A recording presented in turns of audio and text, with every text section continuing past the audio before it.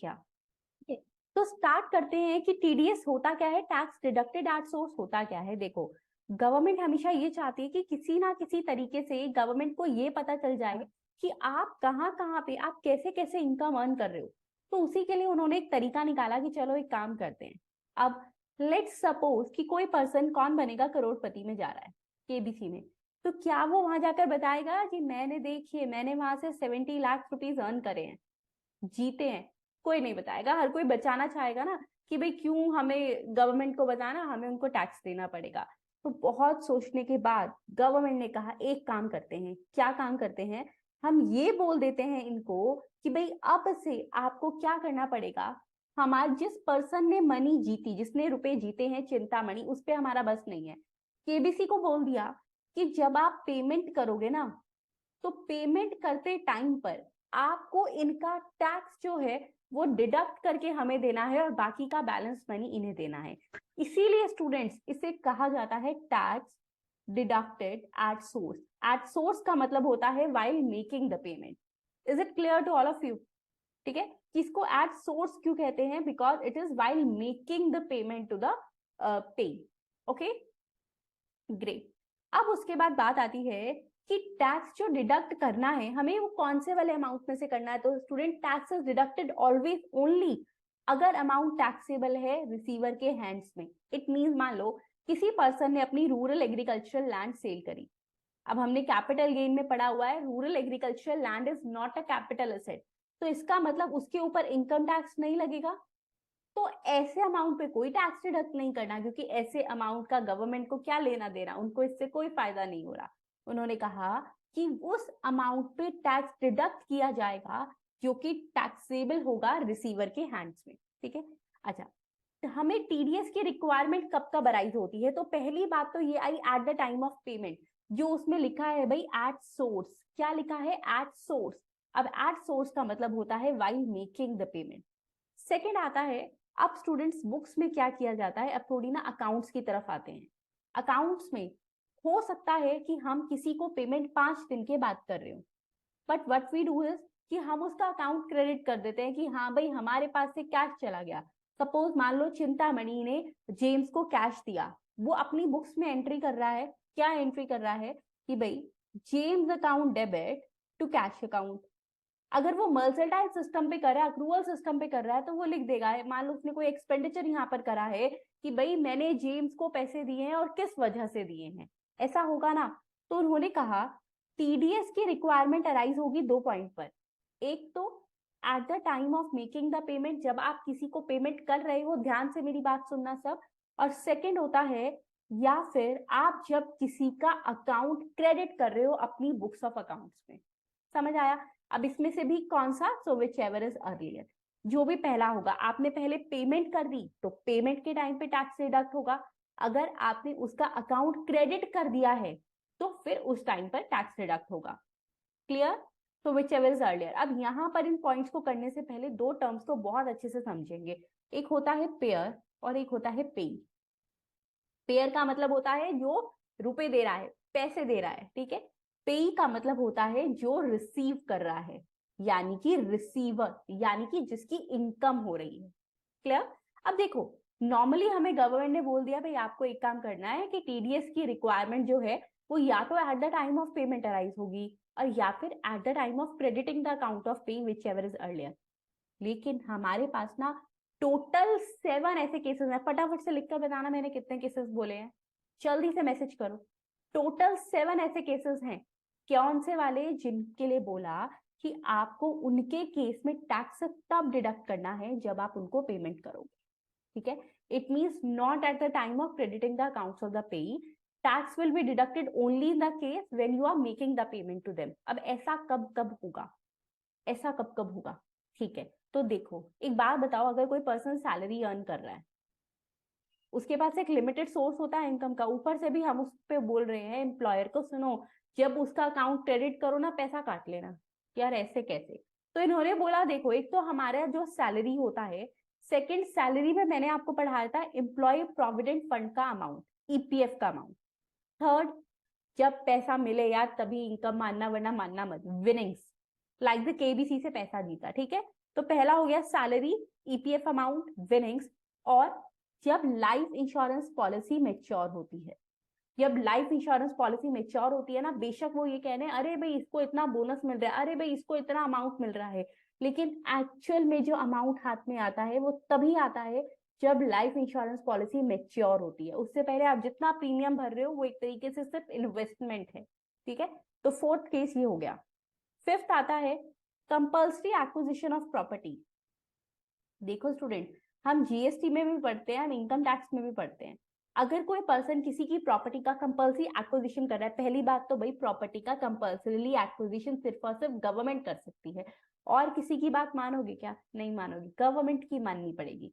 तो यहाँ पर उन्होंने कहा जब कंपल्सरी एक्विजिशन हो रहा है प्रॉपर्टी का, उसके लिए जो कंपनसेशन मिल रहा है, एक तो यार धक्के से प्रॉपर्टी ले रहे हो, कंपल्सरीली एक्वायर कर रहे हो, दूसरी ये बात बोल रहे हो कि हम तो ना आपका टैक्स डिडक्ट कर रहे हैं while we are crediting your account, so that is so wrong, don't do this.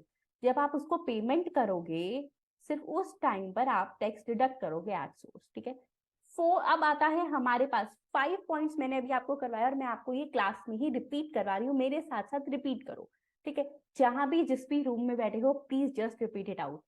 Salary, EPF amount, 2 point salary से रिलेटेड है, टीडीएस को याद करना पड़ेगा आपको, मतलब समझना तो है ही, साथ ही साथ इसको हमें मेमोरी टेक्निक से भी याद करना पड़ेगा, ठीक है। सैलरी, ईपीएफ अमाउंट, विनिंग्स, 3 हो गया। अब स्टूडेंट्स पता नहीं क्यों मेरे को ना हमेशा से ही जब से ये एबीसी लिखना सीखा मुझे लगता था यार ये डब्ल्यू और एम कितने सिमिलर लगते हैं। आपको भी ऐसा लगता है क्या? मैसेज करो जल्दी, डब्ल्यू और एम सेम सेम से लगते हैं? हाँ जी, किस किस को ये सेम सेम लगते हैं? डब्ल्यू और एम लगते हैं ना, है ना। तो यहाँ पर इसलिए अब आप नेक्स्ट याद करोगे, 2 पॉइंट्स आते हैं सैलरी से रिलेटेड, पहला है सैलरी, सेकंड ईपीएफ अमाउंट। जो नेक्स्ट पॉइंट्स आ रहे हैं वो है डब्ल्यू और एम, एक दूसरे से relate, W for winnings, M for maturity of life insurance policy, ठीक है। समझ आई बात? अच्छा, सीसीडी का नाम किस किसने सुना है? कैफे कॉफी डे, किस किस को पसंद है सीसीडी की कॉफी? यार नाम सुना है, ठीक है। I have not tried it yet, नाम सुना है, नाम तो सुना होगा ना कहीं कहीं, हाँ। तो अब नेक्स्ट जो है हम यही करने वाले हैं कि देखो, पर्सन ने पहले एम्प्लॉय की बात कर ली, हमने सैलरी रिलेटेड बात कर ली, फिर हमने डब्ल्यू एम जो एक दूसरे से रिलेट कर रहे हैं उनकी बात करी। अब हम बात कर रहे हैं सीसीडी की। पहला C for the compensation on compulsory acquisition of property, second C, तो अभी सुनते रह जाओगे। अगर आप कभी, अभी मैं बताऊंगी वो कौन से केसेस हैं, बैंक से अपने ही रुपए निकाल रहे हो, अपना ही कैश विड्रॉ कर रहे हो, उस केस में भी टैक्स डिडक्ट होता है। मतलब एक तो हम अपना ही पैसा बैंक में डिपॉजिट कर रहे हैं, ऊपर से अपना ही पैसा हम बैंक से निकलवा रहे हैं, तो भी हमें टैक्स देना पड़ेगा। हर केस में नहीं स्टूडेंट्स, कुछ पर्टिकुलर अमाउंट है, अगर आप बहुत हाई अमाउंट इन करोड़ में बात करूंगी, अगर आप उतना पैसा एक साल में फाइनेंशियल ईयर में बैंक से निकालते हो तो टैक्स डिडक्ट होता है। तो रीजन, गवर्नमेंट सिंपली ट्राई कर रही है कि जिससे लोग कम कैश का यूज करें, लेस कैश इकोनॉमी वो बना सके, ठीक है। फिर C stands for compensation and compulsory acquisition of property. Second C stands for the cash withdrawal from the bank, and the third D, CCD, stands for the dividend. Clear? समझ आ गए कौन से 7 पॉइंट्स हैं जिनको eight the time of payment only हम क्या करेंगे, tax deduct करेंगे एट सोर्स, उससे पहले नहीं। फिर आता है मैम ये टीडीएस रेट्स होते कैसे हैं? तो स्टूडेंट टीडीएस रेट ना स्लैब रेट नहीं होता, इनकम टैक्स का रेट स्लैब रेट होता है, टीडीएस का rate is the fixed rate.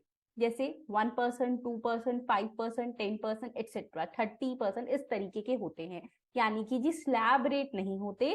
कौन से होते हैं? फिक्स्ड रेट होते हैं। और मुझे फटाफट से एक मैसेज और कर दो कि टीडीएस का चैप्टर समझ कितना आ रहा है अभी तक, ठीक है। चलो ये मैसेज करना कि आपने सुना होगा यार टीडीएस, एक ना हुआ बना रखा है लोगों ने इसका, तो आपको कितना समझ आ रहा है वो बता देना। अच्छा बात आ गई कि मैम क्या टीडीएस जो है वो हमेशा सिर्फ कमर्शियल पर्पस वाली पेमेंट्स के लिए, मतलब अगर होलसेलर मैन्युफैक्चरर के बीच में पेमेंट्स हो रही हैं तो क्या सिर्फ तब उसको डिडक्ट करना है? नहीं, नॉट नेसेसरी। ये कुछ केसेस ऐसे भी हैं स्टूडेंट जहां पर पर्सनल पर्पस के लिए अगर आप पेमेंट कर रहे हो, इवन इन दैट केस आपको टैक्स डिडक्ट करके देना होता है एट सोर्स, ठीक है। फॉर एग्जाम्पल मान लो अगर कोई पर्सन अपने लिए जमीन खरीद रहा है, लैंड खरीद रहा है, ठीक है, उस लैंड की वैल्यू एक सर्टेन स्पेसिफाइड लिमिट से ऊपर है, तो फिर उसको पेमेंट करते टाइम पे टैक्स डिडक्ट करना पड़ेगा at source. Is it clear to all of you?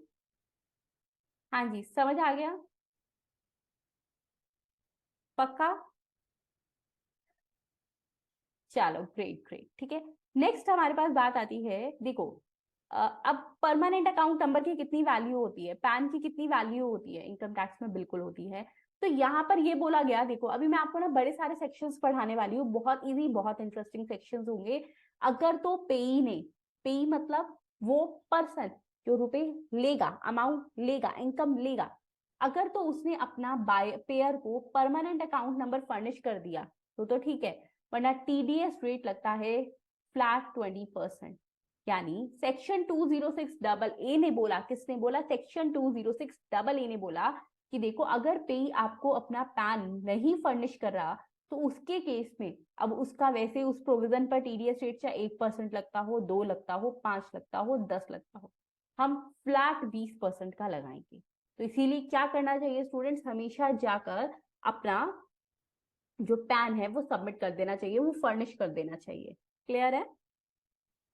अच्छा मैम, अगर मान लो केबीसी ने ना उसका टैक्स डिडक्ट करना था एट सोर्स, हाँ करना तो था, नहीं करा तो स्टूडेंट्स इन दैट केस क्या माना जाएगा? ध्यान से मेरी बात सुनना, देखो if the payment is made by payer without TDS then payee shall be responsible to make payment of tax directly. However अगर टैक्स उसने डिडक्ट कर लिया लेकिन गवर्नमेंट को डिपॉजिट नहीं करवाया तो पे को आप ये नहीं बोल सकती आवर टैक्स। तो अब इसका मतलब क्या हुआ, सुनो स्टूडेंट डायरेक्टली। तो पहला तो उसने कहा तो ये आपको ना टैक्स डिडक्ट करना था, नहीं करा तो इस पे कुछ अमाउंट ऑफ इंटरेस्ट लगेगा, वो बताऊंगी मैं आपको। सेकंड, उसने लेकिन बेशक इंटरेस्ट लग रहा है, पे को जाके बोल तो सकते हो ना कि भाई आपकी इनकम में से जो है टैक्स डिडक्ट नहीं हुआ, आप पे कर देना, ओके।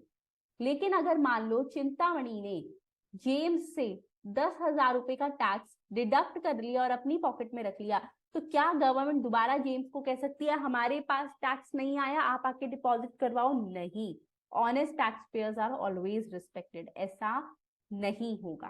क्लियर है स्टूडेंट? तो उसकी लाइबिलिटी सिर्फ तब बनेगी अगर उसके पेयर ने उसका टैक्स डिडक्ट ही नहीं करा था, ओके। हम उससे दोबारा से नहीं मंगवा सकते। ये थे हमारे टीडीएस के कुछ जनरल पॉइंट्स। आप अगर जनरल पॉइंट्स में कोई भी क्वेरी है, कोई भी डाउट है तो फटाफट से मेरे से पूछ लीजिए। हाँ जी स्टूडेंट्स, जनरल पॉइंट्स में अगर कोई भी क्वेरी, कोई भी डाउट है तो प्लीज फटाफट पूछ लो। सबको क्लियर है? फटाफट से सभी स्टूडेंट्स मैसेज करो। सबको क्लियर है? सबके मैसेज नहीं आ रहे तो क्या सबको क्लियर नहीं हो रहा? क्लियर है?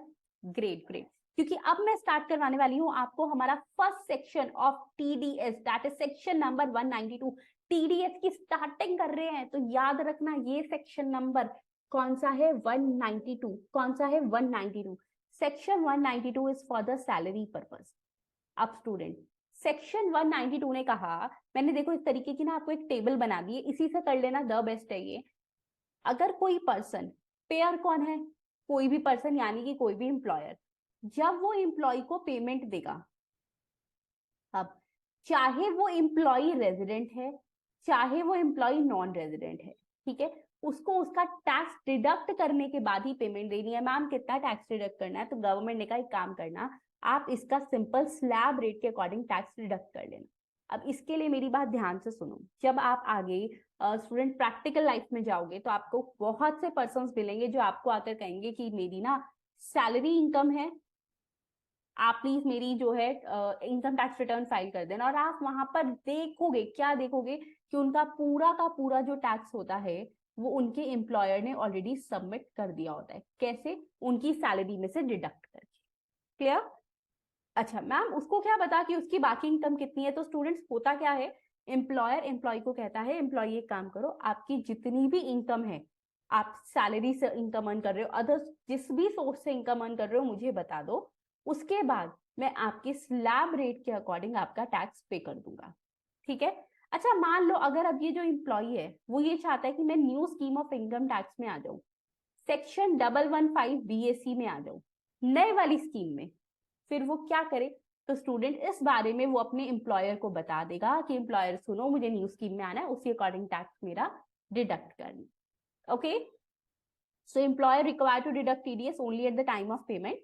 अगर उसको सेक्शन 115 बीएससी करना है तो डिक्लेरेशन दे दे एम्प्लॉयर को, और फिर एम्प्लॉयर उसी अकॉर्डिंग टैक्स डिडक्ट करेगा। ओके, मैंने आपको बता दिया स्टूडेंट्स वो क्या करेगा, एम्प्लॉयर साथ ही साथ में उसकी और डिटेल्स देख लेगा। अगर उसको कोई डिडक्शन मिलनी है तो वो सब देख लेगा। अच्छा मैम, वो जो डिडक्शंस है, एग्जाम्पशन कोई मिलनी है, कोई लॉस है, उसकी सिर्फ बात मान ले, नहीं, बात ऐसे बिल्कुल मत मानना। उसे कहना जाओ इसका एविडेंस लेकर आओ, क्योंकि इसकी वजह से मैं तुम्हारा टैक्स कम डिपॉजिट करने वाला हूँ। ओके स्टूडेंट्स, अच्छा अब आता है the most important point of this section number 192। Please mark it right now. क्या है ये पॉइंट? इसने कहा कि आप जब सैलरी में से उसकी सैलरी कंसिडर करते टाइम पे टैक्स डिडक्ट कर रहे हो, सारे लॉसेस को देख लेना, लेकिन एक लॉस ऐसा है जो आप नहीं देखोगे। कौन सा? That is income from house property. Okay students, ठीक है। अच्छा, अब नेक्स्ट हमारे पास आता है, एक बात बताओ स्टूडेंट्स, आपने सैलरी में पढ़ा हुआ है नॉन मॉनेटरी परक्विजिट्स क्या होते हैं? सबने पढ़ा है नॉन मॉनेटरी परक्विजिट्स क्या होते हैं? यस, पढ़ा था ना हमने, yes, that is rent free accommodation, car perk दे दिया, वो सब कुछ। एम्प्लॉयर कहने लगा चलो आज तुम्हारा ना एक फायदा और करवाता हूँ। क्या सर? उसने कहा नॉन मॉनेटरी पर्क भी तुम्हारा बेनिफिट है। हाँ है, मैं तुम्हें इसके ऊपर जितना भी टैक्स बनता है वो मैं दे दूंगा। ठीक है, मतलब स्टूडेंट्स उसने कहा कि मैं खुद से टैक्स बियर कर रहा हूँ, ये मेरी तरफ से एक और बेनिफिट है। वो उसकी सैलरी से डिडक्ट नहीं कर रहा, वो खुद से टैक्स पे कर रहा है। तो अगर वो खुद से बियर कर रहा है, ठीक है, एक तो वो सबके आगे भला बन रहा है कि भाई देखो टैक्स मैं दूंगा, तो क्या वो उसकी सैलरी से डिडक्ट करेगा? नहीं करेगा। क्लियर? अब बात आती है मैम उसने खुद से बेयर किया, तो क्या पीजीबीपी के अंडर वो एज एन एक्सपेंडिचर इसकी डिडक्शन ले सकता है? नहीं, गवर्नमेंट ने नहीं कहा था। गवर्नमेंट ने एम्प्लॉयर को सिर्फ इतना कहा है कि आप सैलरी पे करते टाइम पर टैक्स डिडक्ट कर लेना, टीडीएस का प्रोविजन लगा लेना 192 के अकॉर्डिंग। उन्होंने कब कहा था भला बनना और खुद से टैक्स पे करना? नहीं ना। तो अब आप पर्सनल लेवल पे जो कर रहे हो उसका लॉस गवर्नमेंट बियर नहीं करेगी। तो अगर उस पर्सन ने नॉन मॉनेटरी पर्क के ऊपर अपने आप से, अपनी पॉकेट से टैक्स दिया है एम्प्लॉयर ने, तो वो उसका डिडक्शन क्लेम नहीं कर सकते। Clear students? समझ आई बात मेरी? ठीक है। अच्छा, साथ ही साथ मैम एम्प्लॉयर ने पे आउट कर दिया, तो क्या अब ये वाला पार्ट है, एक तरीके से मान लो 10,000 के ऊपर उसका टैक्स बन रहा था, एम्प्लॉयर हैड ऑलरेडी पे आउट दिस टैक्स, तो क्या दोबारा से एम्प्लॉय को पे करना पड़ेगा? नहीं, एम्प्लॉय के लिए उस केस में वो एग्जाम्प्ट हो जाएगा। किसमें? सेक्शन नंबर 10 में। Okay, clear students? ठीक है। अच्छा, अब मैम वैसे एग्जाम्प्टेड वगैरह में फिर कैसे माने, मतलब कि एम्प्लॉयर ने जो उसका, देखो एम्प्लॉयर को उसकी कोई डिडक्शन नहीं मिलेगी, साथ ही साथ एम्प्लॉय के लिए आप ये मान लोगे कि this income is tax free, that is exempted, क्योंकि टैक्स ऑलरेडी पे हो चुका। अब बात आती है, जितना टैक्स उसने बेयर किया था, दे दिया था उसके बदले का, तो क्या वो उसके लिए एक तरीके से टीडीएस हो गया? यस, उसका ये मान लेंगे, उसकी सैलरी से काटा नहीं था, बट हम मानेंगे कि हाँ भाई ये अमाउंट उसका टीडीएस है, और बाद में वो उस टीडीएस का क्रेडिट भी ले पाएगा, यानी एम्प्लॉय का बेनिफिट ही बेनिफिट होगा। ओके, पॉइंट नंबर 5 क्लियर हो गया सबको? हाँ जी, ठीक है। चलो, अब स्टूडेंट्स मान लीजिए कि जैसे कि फाइनेंशियल ईयर 22-23 चल रहा है। ओके, अब फाइनेंशियल ईयर 22-23 में ना पर्सन ने 3 पर्सन के पास जॉब कर ली। किसके पास? ए बी सी के पास। अब वो ए के पास गया, बी के पास गया, सी के पास गया। 31 मार्च जब आने वाली थी तो उसको लगा यार मैं मेरी डिटेल्स किसको दूं, ए को दूं, बी को दूं या सी को दूं? तो उसमें वो क्या करेगा, करंटली वो जिस एम्प्लॉयर के साथ काम कर रहा है, करंट एम्प्लॉयर के साथ उसको अपनी बाकी सारी सैलरी डिटेल्स भी वो दे देगा, और वो उसी के बेसिस पर स्लैब रेट लेकर उसका टैक्स डिडक्ट करेगा। ठीक है, so where the employ has worked with more than one employer during the 1 year ना, तो करंट एम्प्लॉयर को, प्रेजेंट एम्प्लॉयर को सारी डिटेल्स दे देना। Okay students?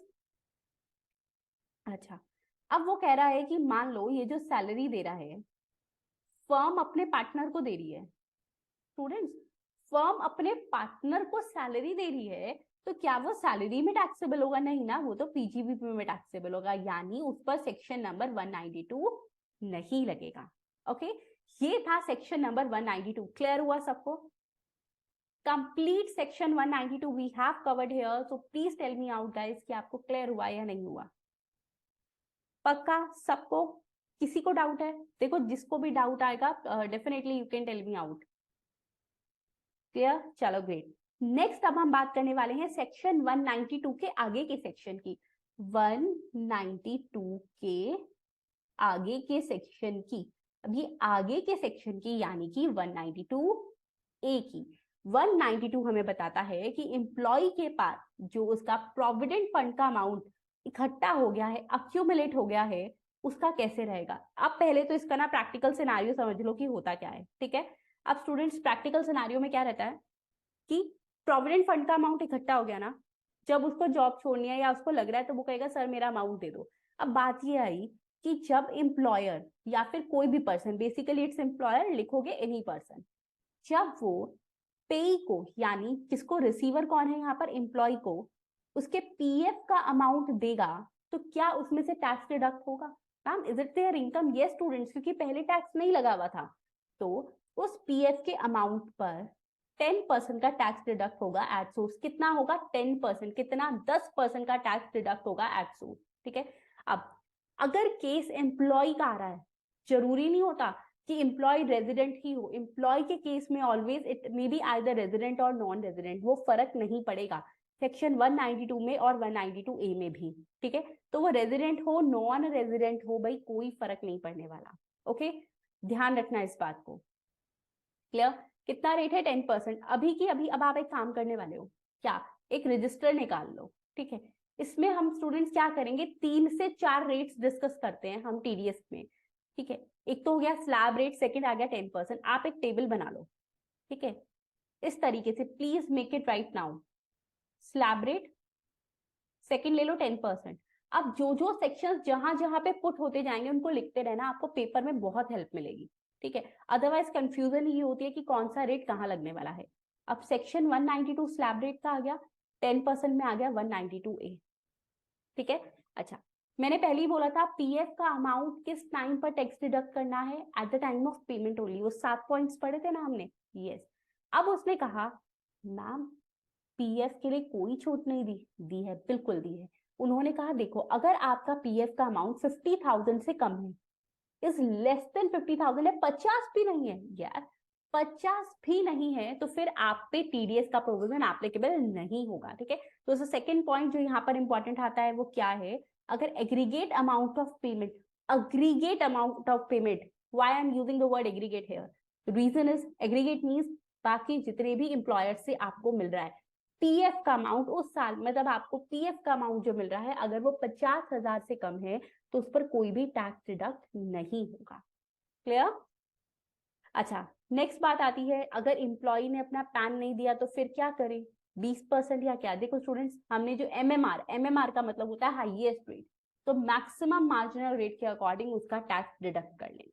ओके, ये था सेक्शन 192 ए। ओके, क्लियर हो गए? 2 सेक्शन हम कर चुके हैं, section 192 and the second section 192 ए। 192 ए में इंपॉर्टेंट बात क्या है, पैन सबमिट नहीं करेगा तो एमएमआर लगेगा। सेकंड, 50,000 से कम अगर है तो टीडीएस डिडक्ट नहीं होगा। ओके, क्लियर हो गया सबको? क्लियर, चलो ग्रेट। नेक्स्ट हम बात करने वाले हैं सेक्शन नंबर 193 की, ठीक है। आशमा आप रिप्लाई नहीं कर रहे, समझ आ रहा है ना अच्छे से, ठीक है। नेक्स्ट हम बात करेंगे सेक्शन नंबर 193 की। अब 193 को मैंने कहा लिखा, 10% वाली टेबल में, यानी इस पे भी रेट लगेगा 10% का। अब 193 हमें क्या बोल रहा है स्टूडेंट, 193 इज स्पीकिंग अबाउट कि भाई अगर किसी पर्सन के पास सिक्योरिटीज हैं, ठीक है, क्या है, सिक्योरिटीज हैं। सिक्योरिटी सब समझते हो क्या होता है, सिक्योरिटी सब समझते हो, सिक्योरिटीज परचेज कर लेते हैं हम कि जिससे हमें उस पर इंटरेस्ट मिले, सबको पता है, यस, ठीक है। अब किसी के पास सिक्योरिटीज हैं, उस पर इंटरेस्ट मिल रहा है, तो उसने कहा भाई इंटरेस्ट पे क्या रहेगा, तो सेक्शन 193 भी कह रहा है देखो मैं तो 10% वाली पे जाऊंगा, यानी ये बोला सेक्शन 193 में अगर कोई भी पर्सन ये एम्प्लॉय नहीं है, तो रेजिडेंट नॉन रेजिडेंट नहीं है। अब हमें सिर्फ हमारे रेजिडेंट से मतलब है, ठीक है। रेजिडेंट को पेमेंट करेगा, यानी एनआर को इंटरेस्ट ऑन सिक्योरिटीज मिला तो ये पॉइंट एप्लीकेबल नहीं होगा। रेजिडेंट को पेमेंट करी तो उसके केस में 10% का टैक्स डिडक्ट होगा एट सोर्स। ओके, कुछ इसके एडिशनल पॉइंट्स देखते हैं। अगर इंटरेस्ट पे किया, किसको पे किया? अब पहले ना आपको स्टूडेंट एलआईसी का नाम किस किस ने सुन रखा है? एलआईसी का नाम किस किस ने सुना हुआ है? सुना है सबने? ग्रेट। आपको पता है एलआईसी करती क्या है? जो प्रीमियम सब एलआईसी या कोई भी कंपनीज क्या करते हैं स्टूडेंट, हमने उन्हें प्रीमियम पे आउट किया, ठीक है, वो आगे इससे ना सिक्योरिटीज वाला परचेज कर लेती है। हाँ डेफिनेटली, उन्हीं से तो उनका एक एडिशनल इनकम सोर्स बनता है, उनको रेवेन्यू आ रहा है, इंटरेस्ट आ रहा है, डिविडेंड आ रहा है। तो उन्होंने कहा देखो, अगर टीडीएस नहीं लगेगा, अगर इंटरेस्ट पे किया किसी भी इंश्योरर को जो इंश्योरेंस करता है, यानी कि एलआईसी, जीआईसी, जीआईसी होता है जनरल इंश्योरेंस कॉर्पोरेशन या कोई भी इंश्योरर, ठीक है। नेक्स्ट उसने बोला और कहा नहीं लगेगा, अगर इंटरेस्ट पे हो रहा है to listed demat security. Listed मतलब होता है जो कि स्टूडेंट रिकॉग्नाइज्ड है, ठीक है।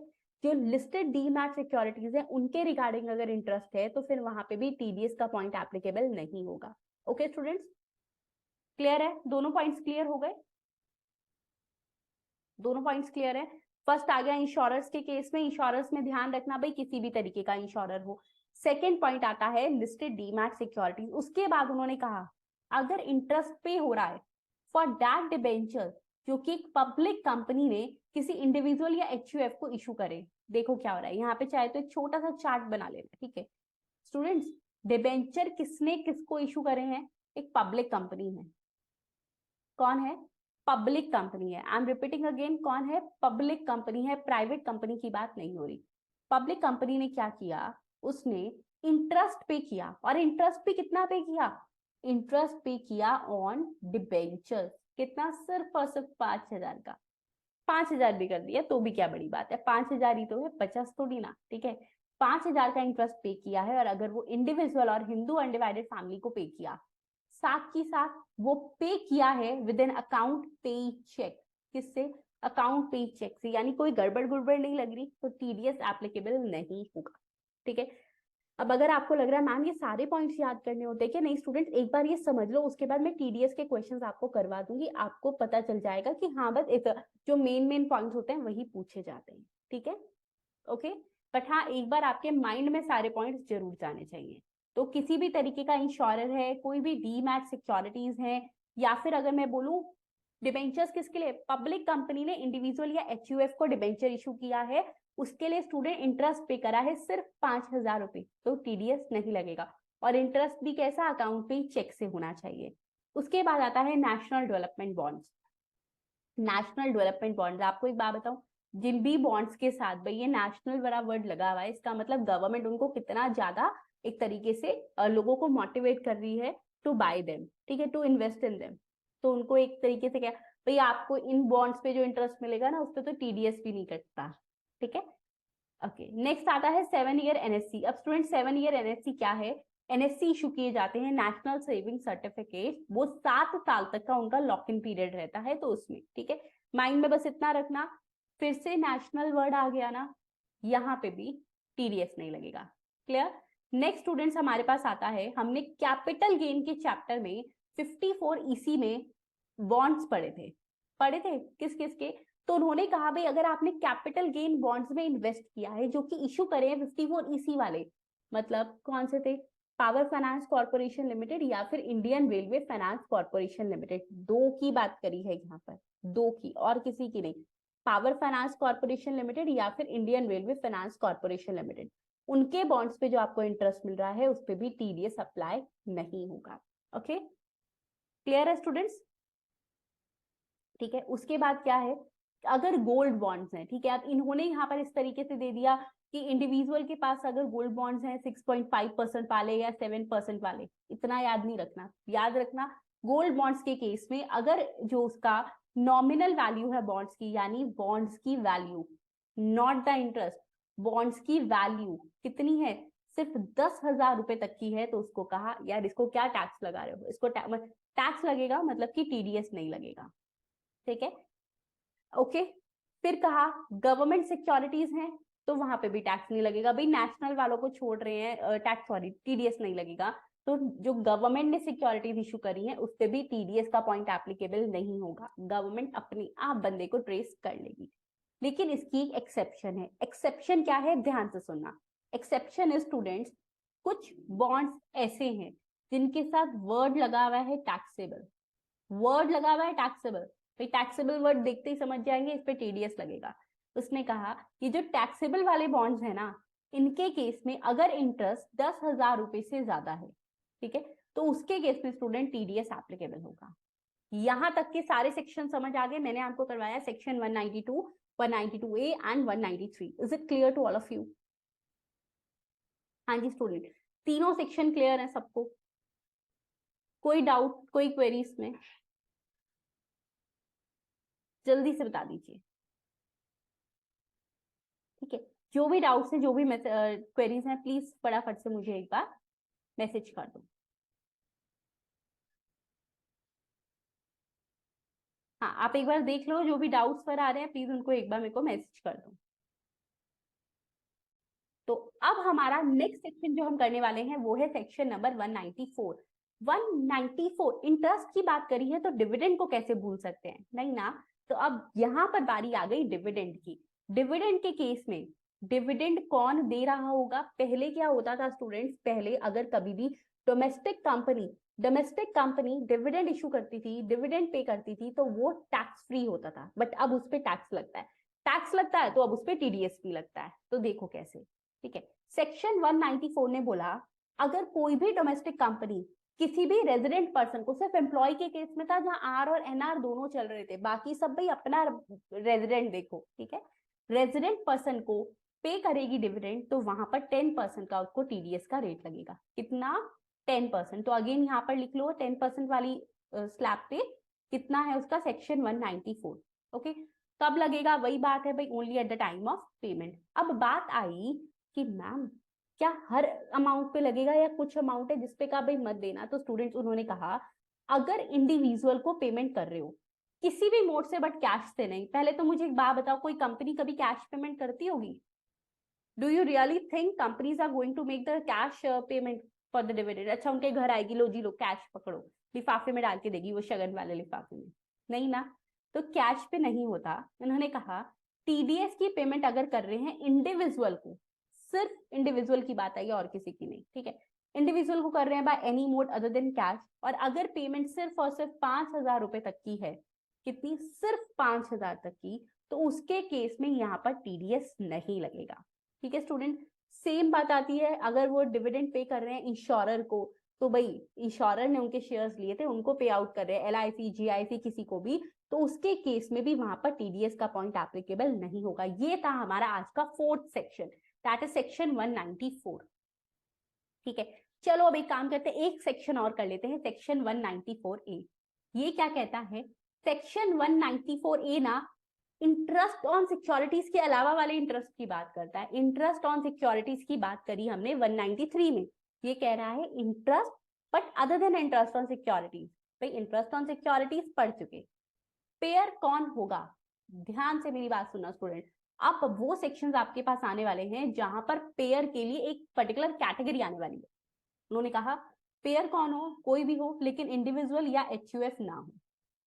ठीक है मैम, क्यों?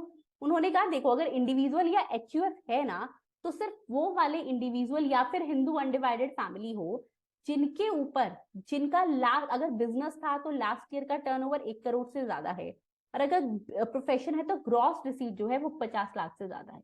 अगर इतना भी नहीं था उनका लास्ट ईयर का टर्नओवर वाला, तो प्लीज आप उन पर टीडीएस का प्रोविजन यहाँ एप्लीकेबल मत करो। ठीक है, क्योंकि इसका मतलब वो अभी डेवलपिंग स्टेज पर है। पे कौन होगा? सेम रेजिडेंट पर्सन, रेट वही 10% ऊपर टेबल पे लिख लो। ठीक है, तो अगर वो इंटरेस्ट पे करेंगे तो उसके केस में student, but if it is other than interest on securities, तो वहां पर टीडीएस किस तरीके से लगेगा? 10% के रेट से। अब कुछ पॉइंट्स आने वाले हैं जहां पर टीडीएस नहीं लगता। पहला, ये बहुत इंपॉर्टेंट है, यहाँ पे मैं आपको बता दूंगी जो बहुत इंपॉर्टेंट है, रेपिटेड आते हैं। फर्स्ट पॉइंट, अगर bank, PO means post office cooperative bank, time deposit पे, टाइम डिपॉजिट होता है इट्स एफडी जैसे हम कराते हैं, ठीक है, किस पर्टिकुलर टाइम के लिए ये पैसा जमा करवाया। अगर स्टूडेंट्स वहां उन्होंने बोला कि 40,000 तक का इंटरेस्ट मिलता है तो उस पर टीडीएस नहीं होता है, ठीक है। और अगर वो सीनियर सिटीजन है, रेजिडेंट सीनियर सिटीजन, तो केस है 50,000 का, ठीक है। अच्छा, बाकी किसी और पर्सन को मिल रहा है तो 5,000 तक का वो कहते हैं कि वहां पर टीडीएस नहीं लगेगा। क्लियर, समझ आई बात। अगर तो इंटरेस्ट दे रहा है बैंक वाला तो उसके केस में नॉर्मल 40,000, रेजिडेंट के लिए 50,000 का है टाइम डिपॉजिट पे। लेकिन अगर इंटरेस्ट कोई और पर्सन दे रहा है तो 5,000 तक के इंटरेस्ट पर टीडीएस नहीं लगेगा। सेविंग बैंक अकाउंट के इंटरेस्ट पे कभी टीडीएस डिडक्ट नहीं होता। पार्टनर को फर्म इंटरेस्ट दे रही है, नहीं लगेगा। इनकम टैक्स का रिफंड, अच्छा एक तो इनकम टैक्स रिफंड दे रहा है, वो कह रहा है हम इंटरेस्ट लगाएंगे उस पर तो तुम्हारा टैक्स डिडक्ट करेंगे, नॉट पॉसिबल। अब आप करोगे क्या, यहां पर स्टूडेंट्स देखिए ध्यान से मेरी बात सुनना, ठीक है। अब बात आती है कि सेक्शन 194A हमें क्या कहता है। हमने पहले सीखा था 193 में कि भाई अगर इंटरेस्ट सिक्योरिटीज पर है तो उस पर कैसे टीडीएस का रेट लगेगा। तब बात आती है सिर्फ सिक्योरिटीज की बात थोड़ी ना है, इंटरेस्ट तो और भी काफी जगह से आता है। तो उस केस में हमारे पास क्या रहता है, अभी ये आगे की बात कर रहा है तो सेक्शन 194A कह रहा है अगर कोई भी पर्सन है, लेकिन अदर देन इंडिविजुअल और एचयूएफ, अदर देन इंडिविजुअल और एचयूएफ का मतलब हुआ, क्लियर कर दिया उसने कि इंडिविजुअल और हिंदू अनडिवाइडेड फैमिली पे टीडीएस का ये रेट नहीं लग रहा, ठीक है। हाँ, लेकिन अगर इंडिविजुअल या हिंदू अनडिवाइडेड फैमिली भी ऐसे हैं जिनका बिजनेस चल रहा है, प्रोफेशन चल रहा है और बहुत अच्छे खासे अमाउंट पर, तो उनको कहा हम आप पे 194A लगाएंगे। नॉर्मल पर्सन है तो कहा नहीं रहने देते हैं, कोई बिजनेसमैन आ रहा है तो लगाएंगे। और बिजनेसमैन भी कौन सा, जिसका स्टूडेंट्स यहाँ पर अगर वो बिजनेसमैन पेयर, हाँ सबसे बड़ी बात, ये कंडीशंस पेयर की है या पे की है, पेयर की है, मतलब जो पर्सन पे कर रहा है उसके लिए कहा गया। उसको कहा अगर ये इंडिविजुअल या हिंदू अनडिवाइडेड फैमिली है और इसका अगर लास्ट ईयर का टर्नओवर, लास्ट पिछले साल का देखना है, याद रखना, अगर उसका टर्नओवर 1 CR या अगर वो प्रोफेशन है तो ग्रॉस रिसीट जो है वो 50 लाख से ज्यादा है, तो फिर जब भी वो किसी को पेमेंट करेगा interest other than interest on securities की, तो उसको 10% का टीडीएस डिडक्ट करना है। Now the important thing is कि हर किसी को ऐसा क्यों नहीं कहा। स्टूडेंट्स आप एक बात बताओ, ऐसा कभी ऐसा पॉसिबल है कि आपका फ्रेंड आपसे लोन ले ले और आप उसको कहो कि भाई कोई बात नहीं तो मुझे कुछ इंटरेस्ट दे दियो, क्या हम ऐसा नॉर्मल लाइफ में कर सकते हैं? Tell me, can we do this thing? We can easily do ना। इसमें क्या बात है, हम अपने फ्रेंड को कह दें कि भाई ठीक है ना तू इंटरेस्ट दे दियो, कोई मना नहीं करेगा। लेकिन अब बात यहाँ पर ये आती है कि हमने ऐसा कह तो दिया, we are helping each other, लेकिन जब वो इंटरेस्ट, हमें जब क्या करना है, जब वो पर्सन इंटरेस्ट पे कर रहा होगा, यानी कि जब फ्रेंड इंटरेस्ट वापस करेगा, पेयर तो वो होगा ना, रेसिपिएंट मैं हूं, जब उसने मुझे इंटरेस्ट दिया तो उसको लगेगा अच्छा मुझे ना टीडीएस डिडक्ट करना है। अब देखो, टैक्स डिडक्ट करना, फिर जाकर इनकम टैक्स डिपार्टमेंट में पे करना, उसके लिए इनफैक्ट एक नंबर लेना पड़ता है, tan, that is tax deduction account number, कि हमने डिडक्शन कर रहे हैं। इतने सारे झंझट अगर एक नॉर्मल मैन पे लगा दिए ना, गवर्नमेंट को कहेंगे गवर्नमेंट कर क्या रहे हो, वोट्स हमें ही देने हैं आपको, ठीक है। तो ये कहा भाई सिर्फ उस पर्सन पे लगेगा अगर उसकी टर्नओवर और ग्रॉस रिसीट बहुत ज्यादा है, 1 CR और 50 लाख से ज्यादा की, ठीक है। पे कौन हो सकता है, रेजिडेंट पर्सन, यानी मैं जिसने लोन दिया था वो अब इंटरेस्ट ले रही है। बात ध्यान से समझना, इस केस में मैं पे हूं क्योंकि मैंने अपने फ्रेंड को लोन दिया and now I am receiving the interest, so I am पे हियर। क्लियर, टीडीएस रेट आ गया 10%। अब बात आती है कि ये टीडीएस के केसेस किस किस पर नहीं लगेंगे। अगर इंटरेस्ट दे रहा है bank, post office, cooperative bank, और हमारा उनके पास टाइम डिपॉजिट है, टाइम डिपॉजिट मतलब फिक्स डिपॉजिट। फिक्स डिपॉजिट इस तरीके का होता है कि जो एक पर्टिकुलर टाइम पीरियड के लिए रखा जाता है, ठीक है, सो दैट इज टाइम डिपॉजिट। अगर वो हमें इंटरेस्ट दे रहे हैं अप टू ₹50,000 या रेजिडेंट सीनियर है तो 50,000 का है, तो टीडीएस नहीं लगेगा। चलो अब आपको एक बात बता दूं, ठीक है, हम एफडी करवा रहे हैं और अगर बैंक हमें ये कहते हैं ना छोटे मोटे अमाउंट, 40 या 50,000 से ज्यादा की बात है, so that's a different thing. छोटे मोटे अमाउंट के लिए कहेगा टैक्स डिडक्ट करके पे करेंगे, हम तो भाई एफडी करवाना छोड़ देंगे, ठीक है ना। तो कहा यहाँ पर नहीं करना। अच्छा, अब अगर स्टूडेंट्स इंटरेस्ट कोई और पर्सन दे रहा है, एनी अदर पर्सन, तो 5,000 रुपए तक का अगर इंटरेस्ट है तो that will be TDS free, उसके ऊपर का टीडीएस लगेगा।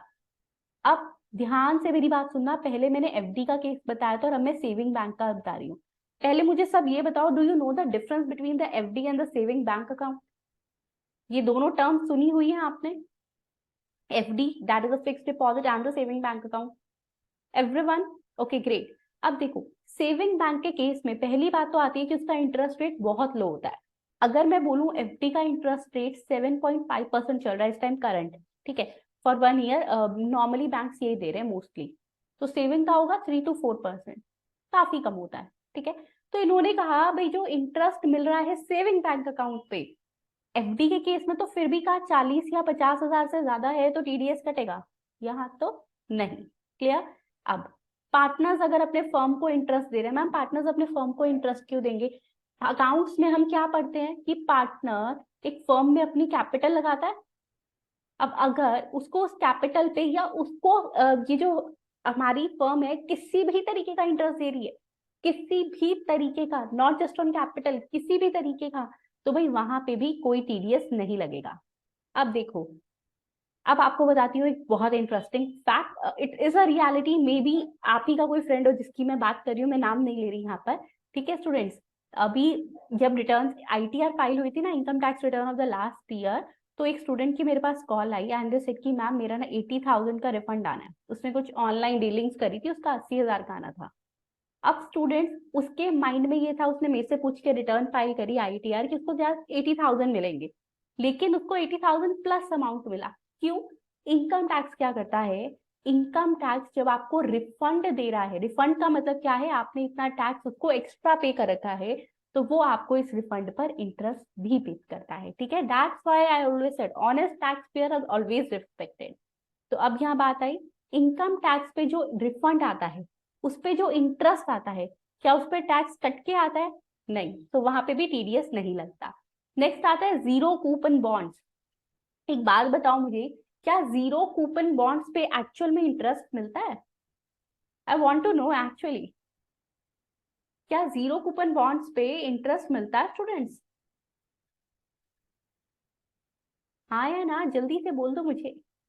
क्या जीरो कूपन बॉन्ड्स पे नहीं मिलता? वेरी गुड अगदी, वेरी गुड, नहीं मिलता। वो होते क्या है, जीरो कूपन बॉन्ड्स का मतलब ही ये होता है, कूपन मतलब होता है इंटरेस्ट रेट, कि उस पे इंटरेस्ट रेट जीरो है।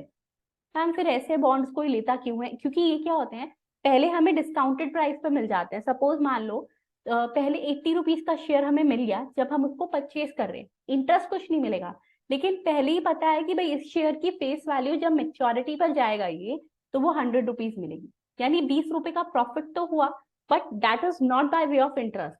तो अब अगर उसको लग रहा है भाई ये कोई इंटरेस्ट है ना, तो ये इंटरेस्ट है भी नहीं। तो इस इंटरेस्ट पे अगर एक उसको हम एक जस्ट नाम के लिए इंटरेस्ट बोल भी दें, तो उस पर कोई टीडीएस नहीं लगेगा। क्लियर? ओके। अच्छा स्टूडेंट्स, हम लोग कभी बैंक को इंटरेस्ट देते हैं क्या? बैंक हमें इंटरेस्ट देता है क्या? हम बैंक्स को इंटरेस्ट देते हैं? हाँ जी, हाँ जी, जल्दी बताओ, क्या कोई ऐसा केस माइंड में आ रहा है जब हम बैंक्स को इंटरेस्ट देते हैं? यस, देते हैं। अरे बिल्कुल देते हैं, नो नहीं, यस। कैसे? एक बात बताओ, अगर yes on the loan part, yes agree, अगर हमने बैंक से कुछ लोन ले रखा है, तो जब हम उसको वो लोन पे आउट करेंगे तो हमें इंटरेस्ट देना पड़ेगा। या फिर मैं बोलूँ, अगर हमने बैंक से क्रेडिट कार्ड बनवा रखा है, उस पर इंटरेस्ट देना पड़ता है। हमने ओवरड्राफ्ट ले लिया, इंटरेस्ट देना पड़ता है। तो अब क्या ऐसा होगा? सिर्फ अपनी कॉमन सेंस से सोच के मुझे बताना कि हमें ना बैंक को 20,000 रुपए का इंटरेस्ट देना है। अच्छा ठीक है, हम बैंक को कहेंगे, बैंक सुनो, सेक्शन 194A है ना, इंटरेस्ट अदर देन सिक्योरिटीज, उसने कहा, कहता 20,000 का मुझे आपको इंटरेस्ट देना है, मैं 10% काट के दूंगा, यानी कि 2,000 रुपीज मैं डायरेक्ट गवर्नमेंट को दूंगा। क्या ये सिनारियो आपको प्रैक्टिकल लग रहा है? मान लो मुझे इंटरेस्ट देना है, तो क्या ऐसा प्रैक्टिकल लग रहा है कि मैं बैंक को कहूंगी मैं तुम्हें 18,000 दूंगी? नहीं ना।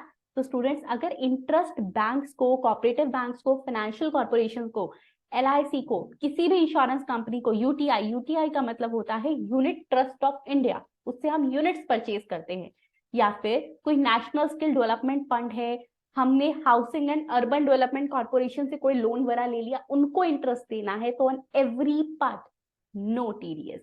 क्लियर स्टूडेंट्स, समझ आई बात? अच्छा, आपको वैसे कोऑपरेटिव का एक्चुअल मतलब पता है किसी को? That why cooperative societies are formed?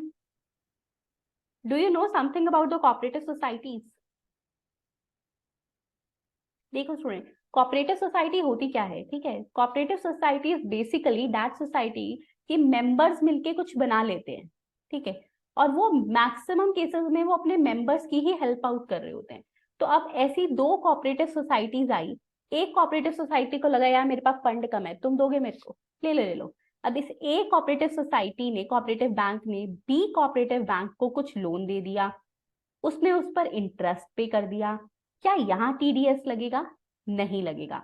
अगर इसने लोन अपने मेंबर्स को दिया होता, मेंबर उसको वापस लोन कर रहा है, इंटरेस्ट देगा, तो क्या टीडीएस लगेगा? नहीं लगेगा। क्लियर, समझ आ गया स्टूडेंट्स? अब बात यहाँ पर ये आती है कि cooperative societies are of two kind. अब ये अमेंडमेंट है तो इसको बहुत ध्यान से समझना। अब जो मैं आपको नेक्स्ट पार्ट बता रही हूँ that is an amendment, please please please listen it very carefully. पहले कोऑपरेटिव बैंक्स का केस होता था, अब कह दिया है, ठीक है, कि भाई कोऑपरेटिव बैंक है ना, तो ये बैंक वाला सिस्टम ना बैंकिंग डिपार्टमेंट को संभालने तो इन्हें अलग रखते हैं। फिर कोऑपरेटिव बैंक्स को छोड़ के जो बाकी कोऑपरेटिव सोसाइटीज हैं, अब ये रूल सिर्फ उन पर एप्लीकेबल होता है, ठीक है? तो no TDS in which case? So no TDS in the case of if it is a cooperative society but it is other than the cooperative bank. Clear? ठीक है। अब बात आई तो मैम क्या यहाँ पर इन्होंने, आपने कहा कि अब जो है बैंकिंग सिस्टम को कहा कि इसको संभालने दो। हाँ, तो स्टूडेंट्स अब देखना संभालने कैसे दिया है। ये अमेंडमेंट है, पहले दो पॉइंट आपकी बुक्स में हो सकता है ये एक ही पॉइंट में लिखा हो अगर आपकी पुरानी बुक है, लेकिन अब ये दो सेपरेट पॉइंट्स हैं।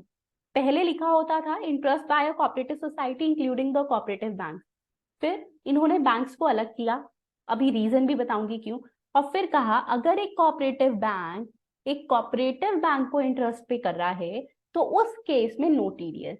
अब आप सोच रहे होंगे मतलब तो ना गवर्नमेंट को फालतू की बातें करनी थी, क्यों? अलग अलग करने की क्या जरूरत थी? अलग करने की जरूरत थी। पहले जहां पे लिखा था कि cooperative society including the bank is given any kind of interest to cooperative societies including the bank, तो इसका मतलब निकल कर आता था कि मान लो ये वाला एक कोऑपरेटिव बैंक है और ये वाली एक सिंपल कोऑपरेटिव सोसाइटी है, ठीक है?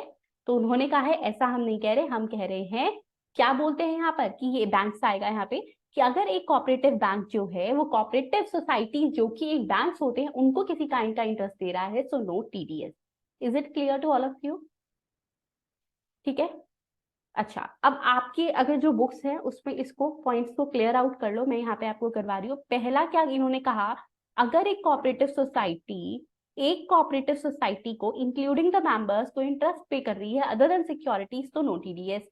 सेकेंड में स्टूडेंट्स कहा गया है प्रैक्टिकली कोऑपरेटिव बैंक को देता है, लेकिन in the language of text, please इसको मेंशन कर लेना, प्रैक्टिकली जब आप बात करोगे तो they are the banks, but in the language of text आप लिखोगे इसको cooperative banks are given interest to any cooperative society.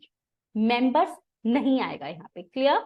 ये है बैंक, लेकिन आपको पेपर में जो लिखना है that is cooperative society. Am I clear? जल्दी बोलो स्टूडेंट्स, आपको पता है हमने थोड़े से टाइम में बहुत ज्यादा सिलेबस करना है, जल्दी से बोलो।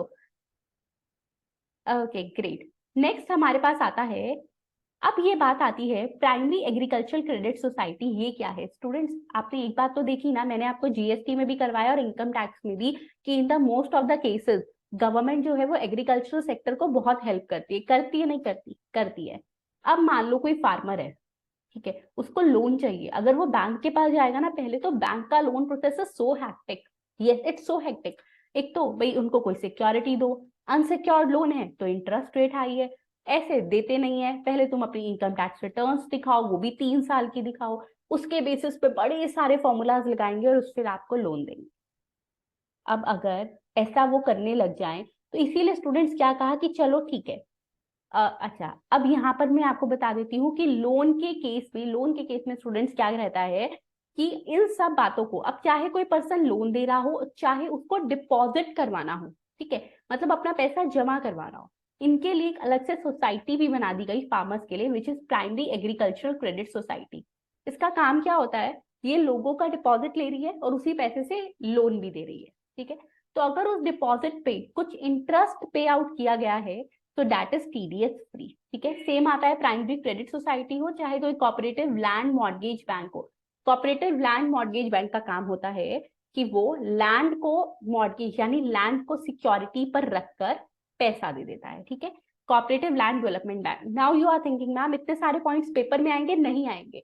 पेपर में वो आपको अगर मैं बोलूँ ना स्टूडेंट, तो पेपर में वो बेसिकली आपको एक तो इस पॉइंट से ही पूछ लेगा टेबल से, और या फिर ये जो स्टार्टिंग वाले 4 to 5 पॉइंट्स है ना यहाँ से आएगा। बट आपके माइंड में ये पॉइंट्स होने चाहिए, कई बार अनएक्सपेक्टेड चीजें पेपर में आ जाती हैं, तो मैं सारा एक बार आपको करवा रही हूँ कि आपके माइंड में बातें घूमेंगी। क्लियर? हाँ जी जल्दी बोलो।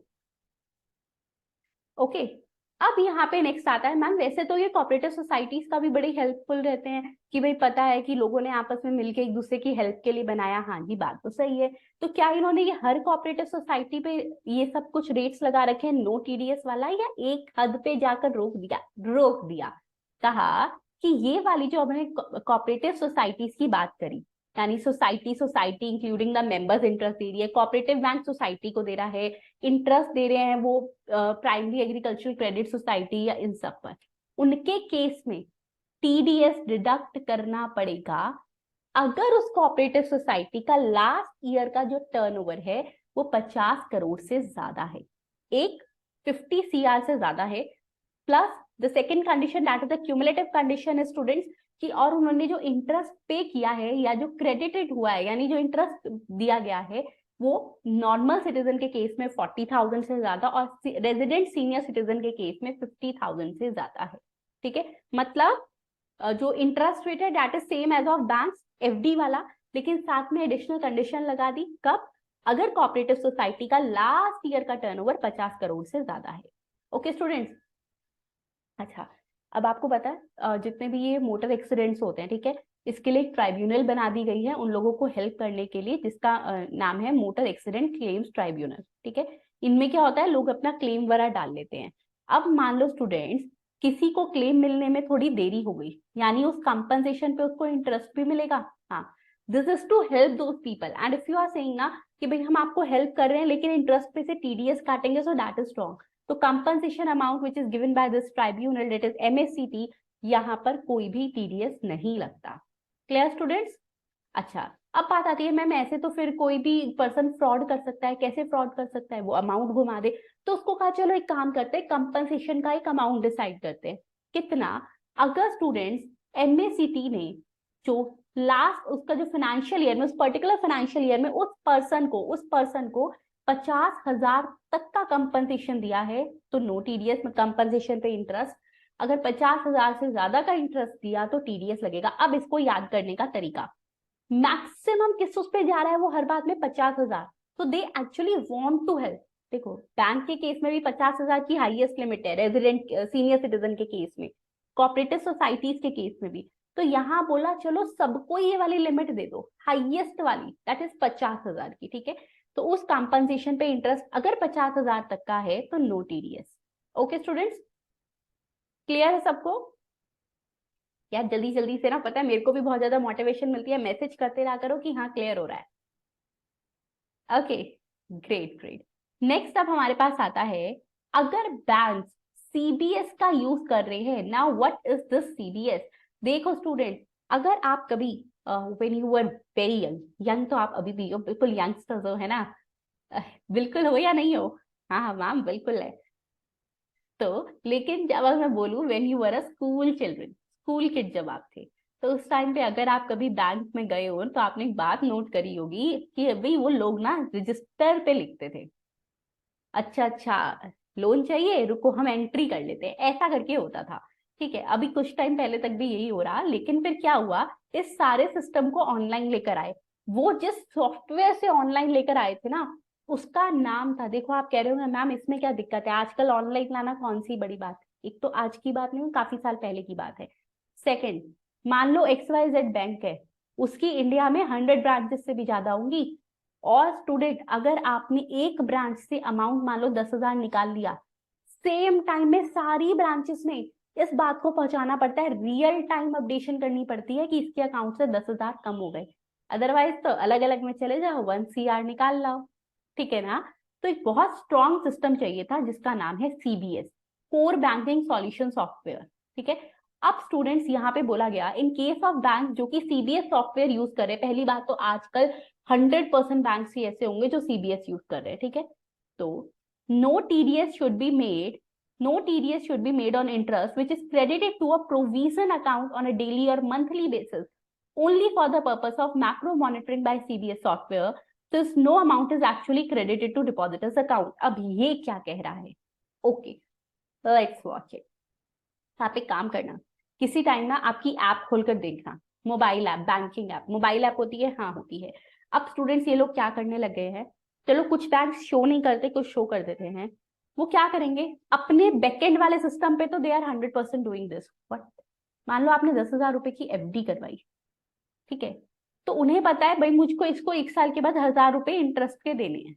वो क्या करते हैं, ऑन अ डेली बेसिस और on a monthly basis depending upon their circumstances, their conditions की वो क्या कर रहे हैं, वो आपके इंटरेस्ट को आपके अकाउंट में क्रेडिट करते रहते हैं। They not actually deposit the amount into your account, but वो अपने बैकएंड पर इसको रिफ्लेक्ट करते रहते हैं कि अच्छा हमें इतना इतना पैसा देना बाकी हो गया।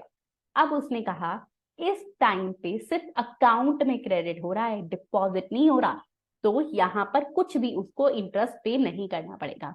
Clear students?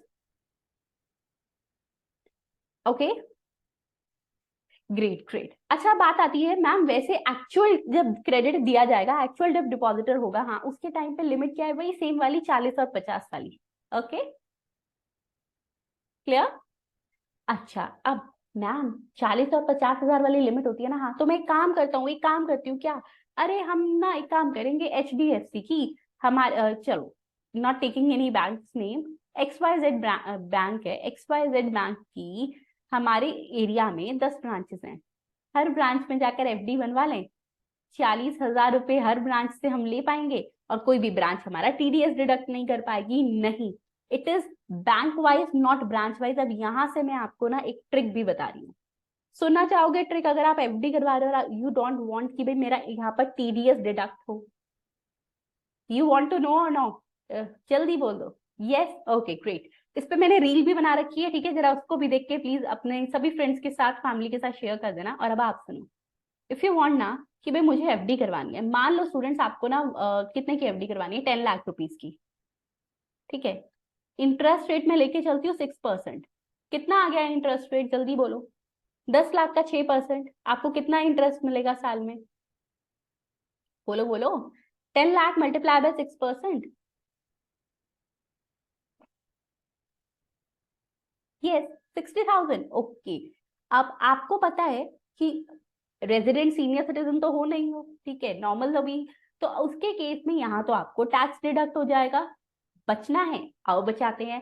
आप क्या करो स्टूडेंट, इस अमाउंट को बाइफरकेट कर लो, 2 बैंक्स में FD करो इंस्टेड ऑफ 1 बैंक, आपके पास 5-5 लाख रुपए हो गए।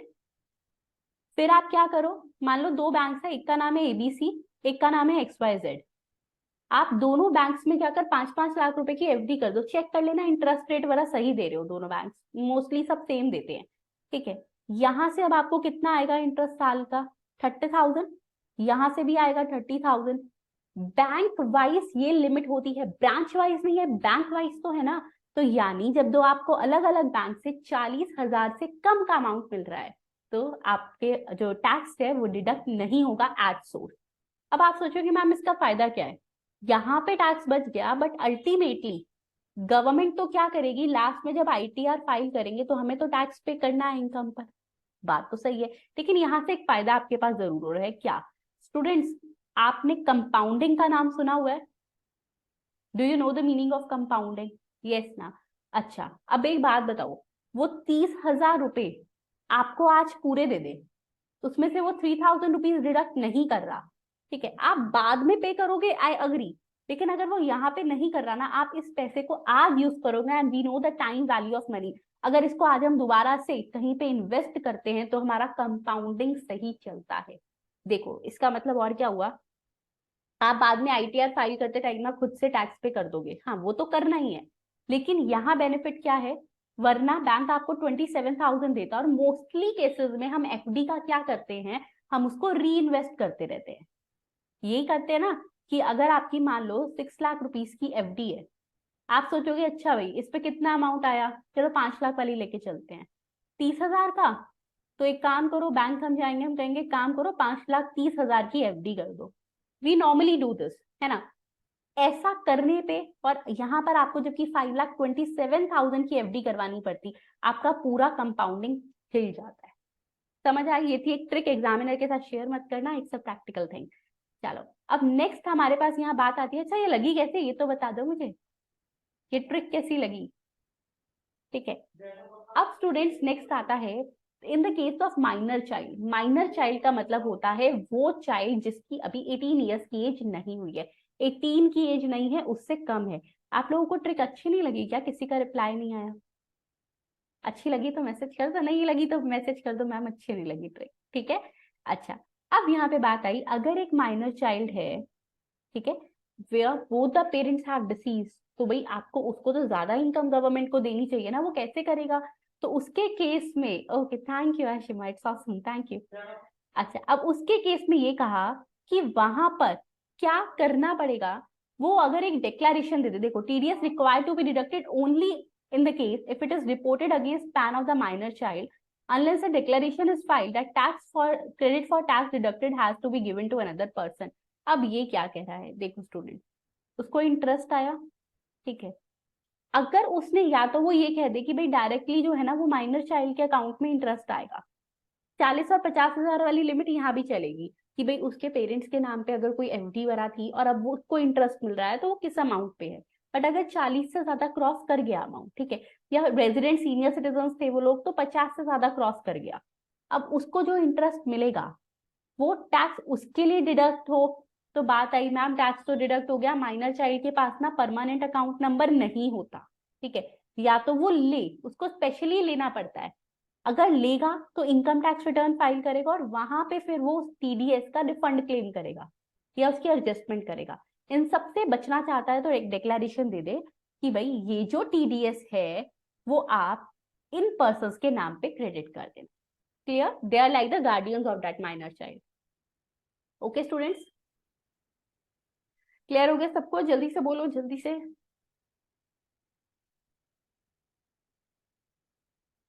चलिए ग्रेट, नेक्स्ट अब हमारे पास आता है, हमने ना कैपिटल गेन चैप्टर में सीखा हुआ है क्या, कैपिटल गेन अकाउंट स्कीम। पता है ना कैपिटल गेन अकाउंट स्कीम में पैसा डिपॉजिट कर दो, मैंने आपको समझाया था कि आप गेन अकाउंट स्कीम में पैसा डिपॉजिट कर दो तो वहां पे हमें एग्जम्पशंस मिलती हैं। ठीक है स्टूडेंट, ऐसा कोई बैंक नहीं है जो आपसे किसी भी स्कीम के लिए पैसा ले रहा है तो इंटरेस्ट ना दे। इंटरेस्ट तो भाई वो यहाँ भी देगा। इंटरेस्ट यहाँ पे अगर वो जो डिपॉजिटर जिसने पैसा डिपॉजिट किया था, मान लो दैट पर्सन गॉट डिसीज्ड, क्या करें, उसके लीगल हेयर्स को पैसा मिलना है, तो स्टूडेंट इन दैट केस पहला तो यहाँ पर आता है कि यहाँ पे इंटरेस्ट जो है ना वो डिवाइड हो जाएगा। कैसे? एक तो TDS on interest which is accrued up to the before the death of that person, ठीक है, वो वाले पे तो टीडीएस जो है वो डिडक्ट होगा, टैक्स डिडक्ट होगा, और वो उस डिपॉजिटर के पैन के अगेंस्ट हम दिखा देंगे, यानी डिसीज पर्सन के।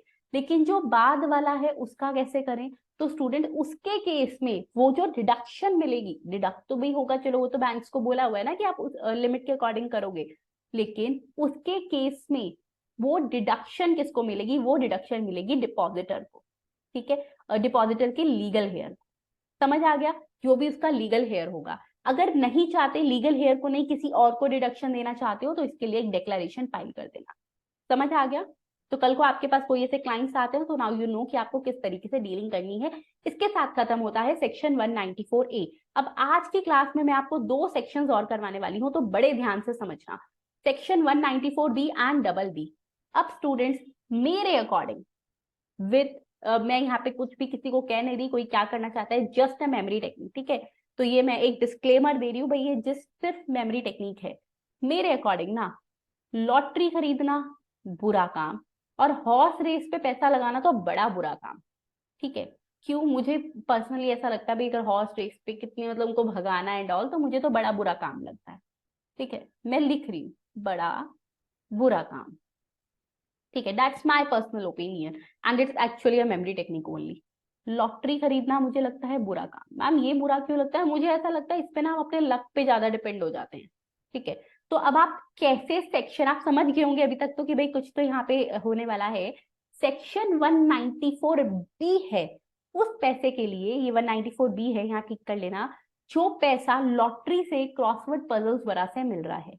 और 194 बड़ा बुरा काम, डबल बी है विनिंग फ्रॉम हॉर्स रेसेस के लिए। अभी की अभी ये मेमोरी टेक्निक याद करो, सेक्शन नंबर याद करो। ठीक है, अब स्टूडेंट्स पहले बुरे काम की बात करते हैं, लॉटरी क्रॉसवर्ड पजल्स वगैरह की।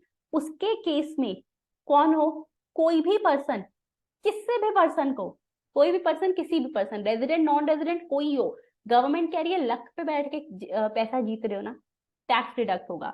और कितना डिडक्ट होगा? 30%। ये the highest rate, that is a 30%। मतलब इससे ज्यादा तो कोई क्या ही डिडक्शन करेगा। Okay agree. हाँ देखो, तभी मैं कहती हूँ these are all kind of ना, ये हम लक पे जाके फिर हार्डवर्क भूल जाते हैं।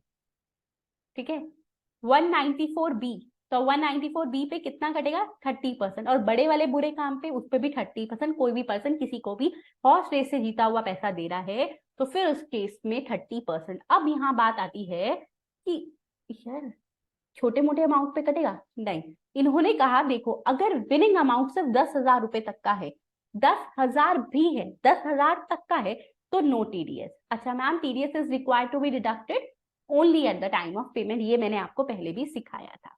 ठीक है, अब बात आई, लेकिन ना विनिंग्स तो कई बार इन काइंड भी होती है, गाड़ी दे देंगे, ऐसा दे देंगे, वैसा दे देंगे। फिर उस केस में स्टूडेंट जो पेयर है, यानी जिसको वो गाड़ी वगैरह देनी है, वो उसको सेक्शन 194 बी ने और डबल बी ने बोला कि देखो जब आप उसको विनिंग अमाउंट दे रहे हो तो इट्स योर रिस्पॉन्सिबिलिटी, पैसा देने से पहले वो प्राइस देने से पहले आपको ये इंश्योर करना पड़ेगा कि उसने टैक्स जो है वो गवर्नमेंट को पे कर दिया हो। अगर उसने ऐसा कर दिया है तो आप उसको प्राइज मनी रिलीज कर दो। नेक्स्ट हमारे पास आता है कि अगर मान लो ये इन काइंड 1 लाख का प्राइस था, 50,000 का कुछ टीवी दे दिया और 50,000 रुपए कैश में दे दिए, तो इन दैट केस फिर भी आपको यही देखना पड़ेगा कि उस केस में यहां पर आपके पास क्या आएगा।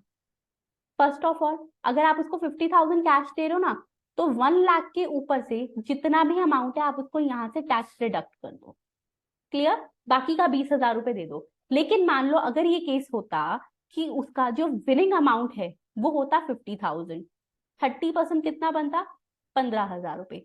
और इन्होंने 50,000 के विनिंग अमाउंट को दिया कैसे है? 10,000 का कैश दिया था और 40,000 का इन काइंड।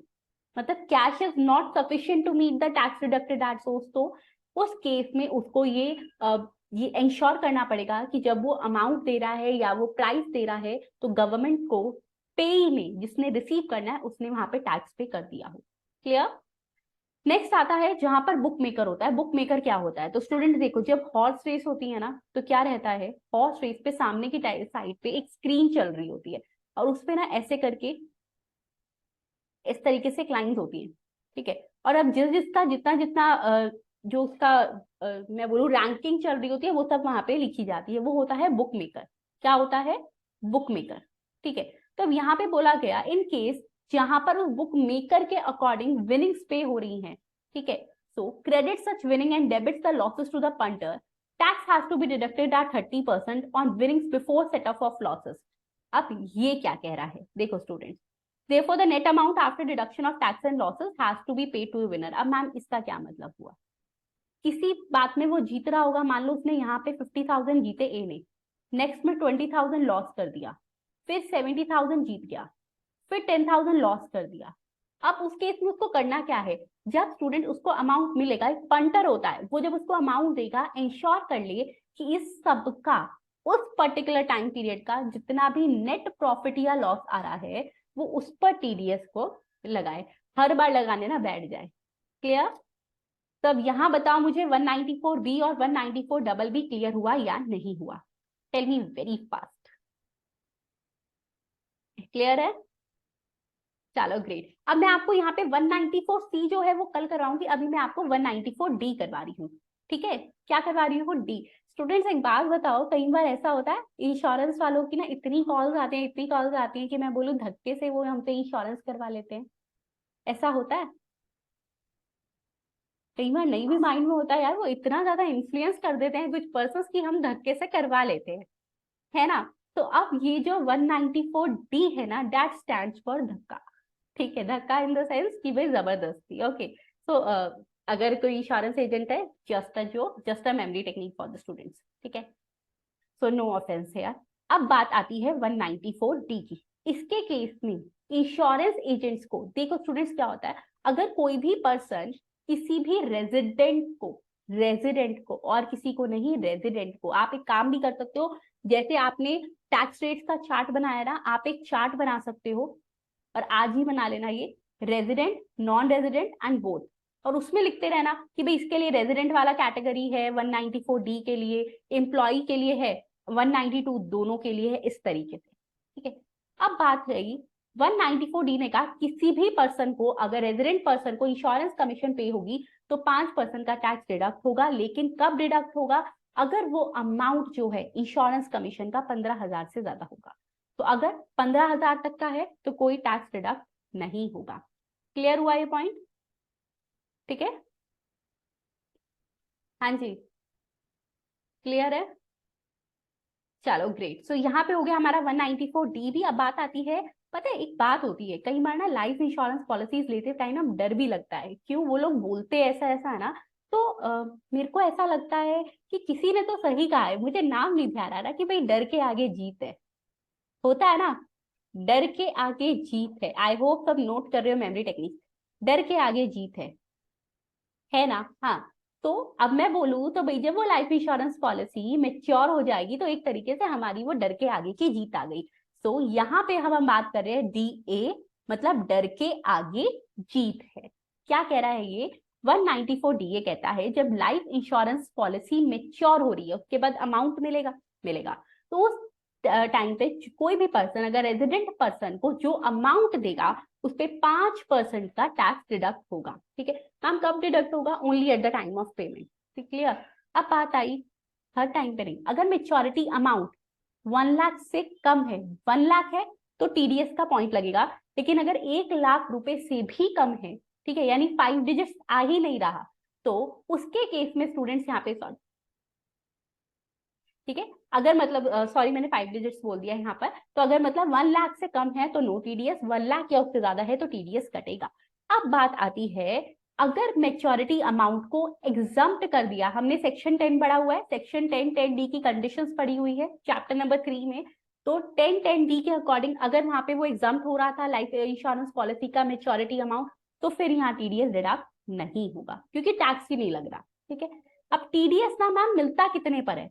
पूरे अमाउंट पे, अरे मतलब कटता पूरे अमाउंट पे नहीं, इनकम पर। यहाँ पर मतलब मान लो 1 लाख रुपए आपको मेच्योरिटी टाइम पे मिले और आपने 70,000 का ऑलरेडी प्रीमियम पे कर दिया, तो सिर्फ 30,000 रुपए पे जो है टैक्स डिडक्ट होगा एट सोर्स। इसी के साथ आज हमने हमारी क्लास में 5 सेक्शंस को कंप्लीट कर लिया। आई होप सबको बहुत अच्छा लगा होगा। कल का टाइम जो है वो मैं आपको फटाफट से व्हाट्सएप कर दूंगी। ठीक है, कल मिलते हैं स्टूडेंट्स।